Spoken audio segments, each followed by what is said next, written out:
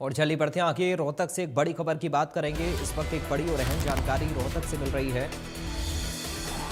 रोहतक में विकास रैली का आयोजन किया गया है। रोहतक के महम में रैली का आयोजन किया गया।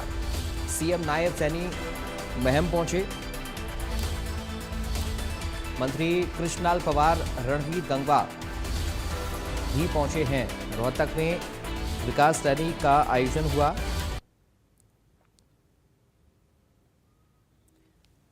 ये तस्वीरें आप देखिए रोहतक से। ये तस्वीरें विकास रैली की हैं।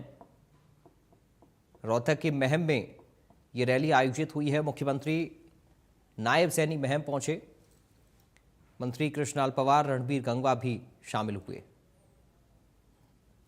मुख्यमंत्री नायब सिंह सैनी महम में आने वाले हैं और करोड़ों रुपए की परियोजना जो है वो आज महम को मिलने वाली है। विकास रैली इसका नाम दिया गया है। हमारे साथ आयोजक है राज्यसभा सांसद रामचंद्र ठाकुर।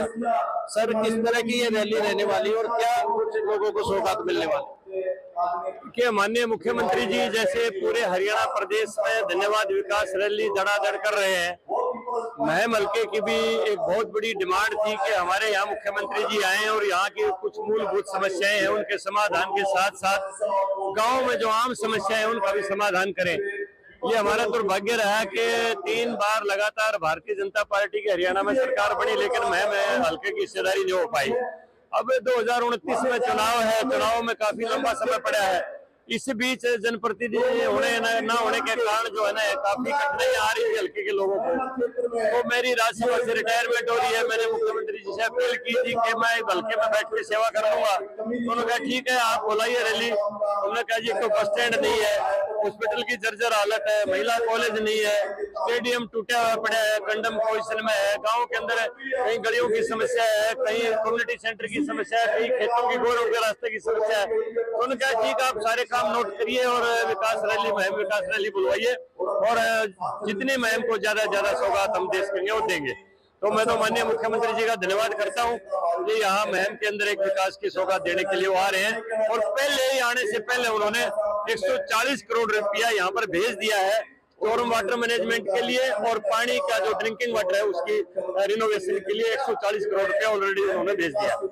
सर, अभी तक कोई विधायक बीजेपी का नहीं है महम में और कोई और भी नहीं है, तो ऐसे में इतनी बड़ी परियोजनाओं का लाभ मिलेगा लोगों को? देखिए, ये तो हरियाणा सरकार मनोहर लाल के टाइम से ये कर रही है कि सबका साथ, सबका विकास, सबका सम्मान, सबका विश्वास। तो उसी नारे के ऊपर मोदी जी काम करते हैं कि चाहे हमारा कहीं से कोई प्रतिनिधि जीत पाया ना जीत पाया, लेकिन विकास के मामले में किसी से कोई भेदभाव नहीं होगा। और उसी तर्ज के ऊपर माननीय मुख्यमंत्री नायब सिंह सैनी जी भी हरियाणा प्रदेश की सरकार चला रहे हैं। सबसे बड़ी पंचायत में रहे हैं आप, क्या कुछ मलाल है मन में कि कुछ काम नहीं हो पाए और अब वो होने वाला? नहीं, देखिए, मैं तो हमारी पार्टी हाईकमांड का बहुत ही धन्यवाद करता हूँ कि मुझे भारत के ऊपरी सदन में भेज के और इस इलाके को सम्मान दिया। मैं पहला आदमी हूँ जो इस इलाके से मेंबर पार्लियामेंट बन पाया।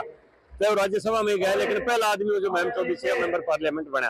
और पार्टी ने मुझे पूरा सम्मान दिया और पूरी छूट दी अपनी ग्रांट बांटने में। कोई किसी किस्म की कोई मेरे ऊपर दबाव नहीं, कुछ नहीं, बल्कि मनोहर लाल ने और नायब सिंह सैनी जी ने मैं कहा अगर आपका क्योंकि पूरा क्षेत्र हरियाणा बनता है और आप विशेष तौर पर ओबीसी से एक लीडर होने के नाते ज्यादा जातियों से संबंध है, तो इससे एक्स्ट्रा भी अगर चाहिए जितना भी तो हमारे से लेते रहिए। तो मनोहर लाल जी ने भी खूब मेरे को दिया, मेरी एमपी ग्रांट से अलग, और माननीय नायब सिंह सैनी ने भी एमपी ग्रांट से अलग भी खूब मेरे को दिया, पूरा सम्मान दिया है, कोई मलाल नहीं है। और आगे जब पार्टी में केंद्र में हमारी सरकार, हरियाणा में सरकार, तो जितने चाहिए हम मांग लेंगे, कोई दिक्कत ही नहीं है, किसी किस्म का कोई मलाल नहीं। महम भी अब विकास की रफ्तार पकड़ेगा बहुत तेजी से। अच्छा, इस रैली को लेकर सवाल करते हैं। 27 मार्च को ये होनी थी, अब 5 अप्रैल को हो रही है। कुछ कंट्रोवर्सी रही है इसमें, अभी सक्सेस? कोई नहीं, वो मुख्यमंत्री जी ने व्यस्तताओं के कारण ही इसको पोस्टपोन किया था और कोई सी इसमें कोई लंबी चौड़ी बात नहीं है।